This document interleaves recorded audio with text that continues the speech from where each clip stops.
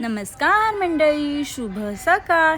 मी आणि मनीषा निघालेलो मीरा रोडला, कारण की आमचं काहीतरी काम होतं त्याच्यामुळे. मग स्टेशनला पोचलो. ट्रेन इतक्या लेट होत्या, बापरे. 15-20 मिनटानंतर आम्हाला ट्रेन भेटली.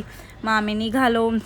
पावसाचं वातावरण झालेलं. मग आम्ही आमचं काम झाल्यानंतर मस्त इराणी चाय पिला. एवढं छान होता ना तिथला चाय, म्हणजे खूप छान होता. आणि मी खूप म्हणजे 4-5 वर्षानंतर मीरा रोडला आलेली.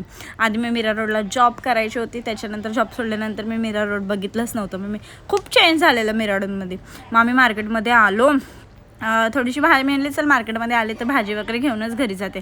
म्हणून भाजी घ्यायला आलो तर तिथे ना एका माणसाला ना फिट आलेली. बापरे, ते बघून तर एवढं भयंकर झालं ना मला. तर मी पहिली गोष्ट घाबरलीच, कारण की पहिल्यांदा मी असं काहीतरी बघितले एवढं. आणि ना तिथे एक त्यांची ना अगोदर भांडणं लागलेली. ते भांडणं बघूनच तो माणूस घाबरला.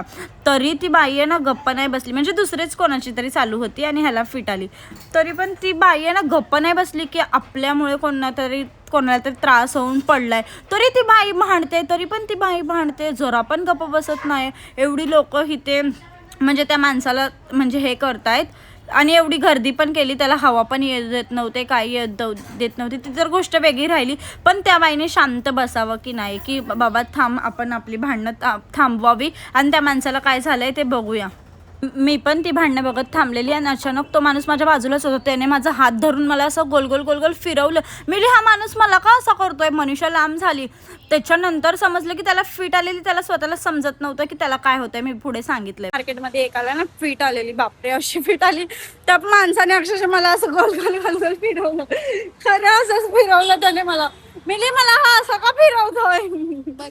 बघते तर त्याला फिट आलेली. असं लक्ष असं हा असं म्हणजे त्याने असं इथे हात लावून असं असं असं लय घाबरली बिचारा. किती 15-20 मिनिटं तो तसाच होता ना मनीषा. 15-20 मिनिटं तो तसाच होता.